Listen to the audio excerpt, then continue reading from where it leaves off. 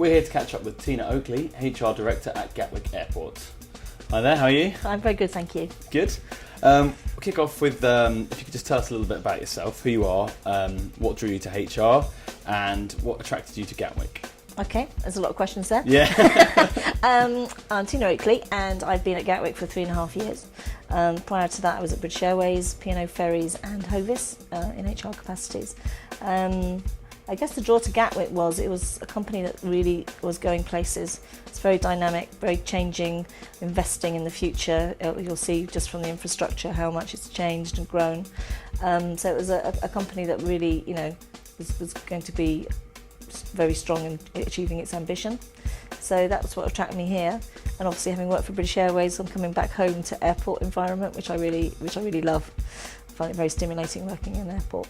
So when you joined Gatwick, what were the key engagement challenges and how did you set about overcoming them? Yeah, well when I first arrived, literally the second week, we had an employee opinion survey that landed on my desk and it was dire. I mean, it was the most disappointing survey I've ever seen. So it was very clear there was a lot to be done, which I was pleased about because that's what I'd come to do.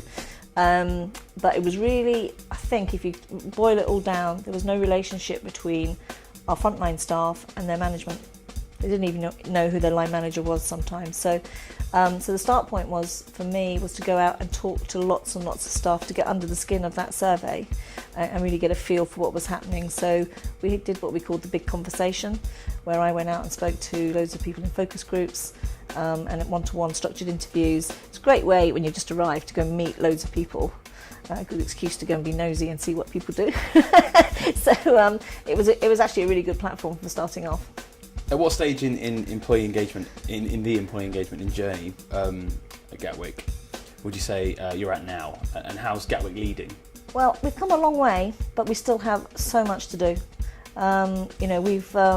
We've got investors in people, which we set ourselves as a goal. And when we first set it, we thought that was going to be really unachievable. But you'll see from the plaque outside, we got it in February last year. So then we set our sights on best companies. And we're on the one to watch, which is great.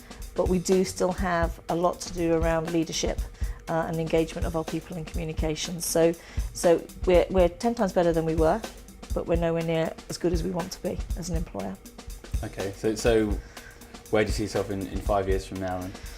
In 5 years from now, I hope that we're in the top 100 and stayed there for 2 or 3 years. So that's where we would aim at. And it's not because we necessarily want to be, have the badge, but it's a good way of benchmarking and measuring how good you are. And to get into that, you have to be pretty good. So I would see us being in that position.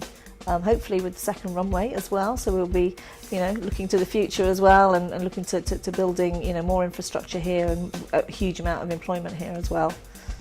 Yeah, that must be a huge, how do you plan for that? If you're not sure if it's coming in, is it something you're going to deal with when it... Yeah, well we've done a lot of work around what the employment strategy would be. And it would mean a considerable number of jobs more in this area, not just for Gatwick but for the whole campus. So here at the moment we have 25,000 people on campus, 2,500 of which work for Gatwick Airport, but you would see that almost doubling in terms of employment opportunity. So growing those skills for the future, because that's a lot of people to employ, is quite important. So we're doing a lot of work with local colleges and local authorities and councils to grow the future talent, get the right skills. Brilliant. Keep you busy then, won't it? Yes, yeah. What would you say your next biggest influencing factor in people's strategy is? I think it's talent for the future. I spent the first sort of 3 years here making sure we got the talent for today. Now I need to look at the pipeline for the future as people begin to move on and develop. So we're putting a lot of focus on talent, identifying our people for development, and equally looking outside to look at bringing new blood in for potential succession. And why is employee engagement important now? And why does it matter to Gatwick? I think it's really important because we touch 37 million people here every year, and there is a personal element to that sort of passenger experience.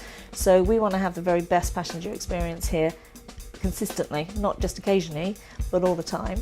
So we want our people to be friendly and approachable, do their job very professionally, but we want people to have a really great experience flying through here, and you cannot get that if you haven't got people who are engaged in the business and want to give that a little bit extra for passengers. So we invest heavily in trying to get that passenger experience better. Okay. How do you think you as a person and your actions help drive this at Gatwick? I mean, you obviously working some pretty long hours to achieve these goals. I think it's having clarity of what needs to be done, because there is literally, as ever, so much to be done, and if you try and do everything, you're not going to make it. So we've been very clear in our people strategy what we're trying to achieve, and we've not tried to do everything. So for this year, it's about leadership and communications, and we're really going to be driving that agenda forward. How did the team come together to drive this agenda forward? Has it changed the structure, or roles changing, or? From an HR perspective, we have recently changed how we structure ourselves. We've gone much more into sort of change manager type HR roles, because there's a lot of change to be managed here. So we've moved away from the business partner model of old and got people in with the capability to manage change really effectively. So we've got smaller, but we've become more capable, I think, in terms of what the organisation really needs us to do. What HR challenge facing Gatwick at the moment will be keeping you up after this interview tonight?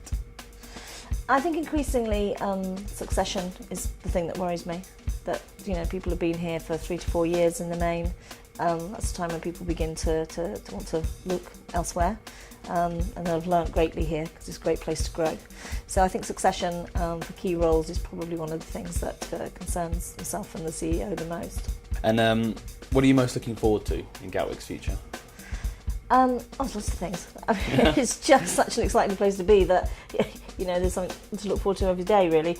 I guess the second runway is a biggie in terms of us being given that next summer.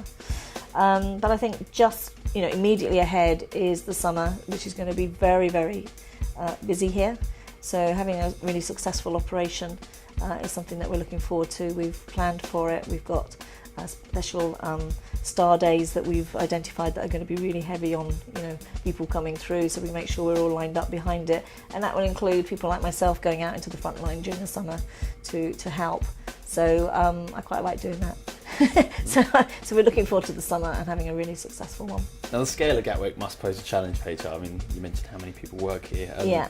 How do you deal with that? I think we've got a very clear people strategy for our own organisation, and so we try and move forward in one direction, because otherwise you will be sort of too broadly scattered.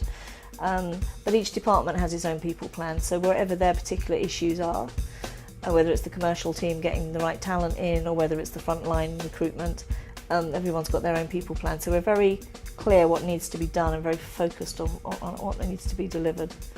Which I think helps. Otherwise, there's a tendency to be very reactive as an HR department, and we're not that. Okay. And in that vein, I mean, shift work must be quite challenging. Yeah. How do you deal with that on a huge scale? Well, I think the important thing we've learned here is that try and align your boss with the people who work with you. So it's no good having a team leader you only see twice a month. So we've aligned our people, and that has really helped us to get better relationships between staff and managers on a shift basis. So still more to do in that space, but I think that's a good foundation for it. Now, an airport, I imagine, can be quite a dangerous place. Is this something that proves a challenge for you? We have a very strong culture around safety here. I mean, if you think about the amount of building work that goes on here, passengers, do have a tendency to fall down escalators because they're rushing or whatever. So we have everyone is responsible for safety here. We look out for things that could happen to a passenger or to a fellow staff member, and we have a program called Destination Zero, which is about no accidents. And so far, with a lot of work, we've made really good progress on that front. But it is a really unsafe environment if you weren't paying attention to it.